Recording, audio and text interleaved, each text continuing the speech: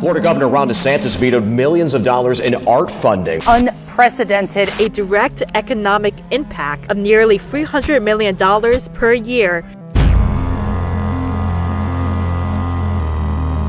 This is in response to a situation that has never happened before in the state of Florida. Something like this that just slashed it without ceremony and sort of took it away. I know not only is it going to affect us at American Stage, but we partner with a lot of organizations across this city. And I do worry about those that utilize it as an even larger part of their funding. Our choice to be a nonprofit was because we needed funding to help the kind of kids that I want to help, which are those that come from economically challenged families. Without the funding, the studio would have closed, and it has produced over 100 professional dancers. And without those funds, those kids would never have made a profession of it. I think it's a devastating impact to our state, to the artist. Arts organizations are still coming out of the pandemic and feeling the effects of that. These small organizations are really going to be impacted the hardest. You know, you're looking at $45-46 billion, okay, of GDP that's attributable to the arts and cultural sector. Definitely not insignificant. It is significant. The arts do have a very significant impact on our local economy. The dollars get spent and spent again and respent, the so-called multiplier effect. It takes a while for those dollars to exit, and so I think it's a great investment to help fund the arts.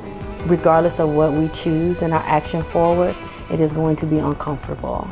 What do I do with that? And so I think that's where we are, and the board and the team here. Like, what do we do now? Like, how do we bridge that? For us, it's around about $30,000, $35,000 hole. Diverse cultural programming mirrors a diverse society. If the programming goes away, so will the people. I was amazed. I was amazed that it was totally cut. We asked for $3.7 million. We got zero.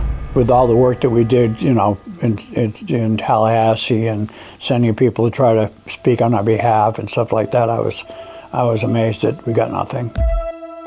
If you think of our season subscription as 5 shows long, that's an entire show of funding that is gone. You know, it really does equate to, we really get down to programming of personnel, right? And we really have to talk about that and say that out loud.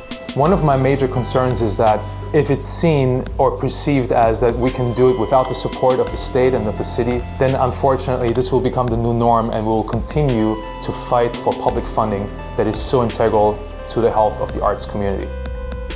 Really, the idea of this museum is to uplift, educate, and inspire. We really do need the funding to be able to do that. It's very important for educational experience, because some schools don't have access to that art programming. It needs to be available to everybody. That impact is strong. Maybe the students who most need these opportunities and who most need this sort of access are going to be denied it. The arts and culture play a big part in a place's quality of life. And it's something every city and every state should care for. Art making is cathartic. They uplift people, they improve the quality of life in our community, and they're absolutely necessary. Think about that person that's isolated, that doesn't have that outlet and has found a free outlet that they can go to, and now that's taken away. That person can no longer interact with those that are struggling with the same mental health challenges.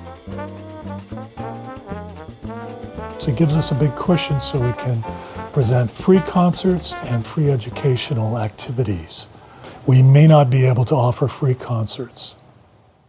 I have to say I'm very disappointed with the state of Florida and Governor DeSantis. When you look at it, culture is the soul of community, and he has just cut the heart out of this community.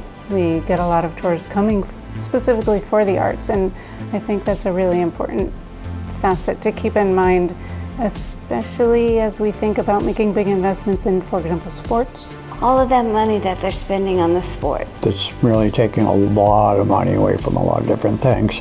Florida is more than beaches and bars and amusement parks. We really need to look to our local communities, particularly our local chambers of commerce, and we need to continue to fight for funding at the state level. We have to start having honest conversations with our community stakeholders. I think we have to ask about what we need.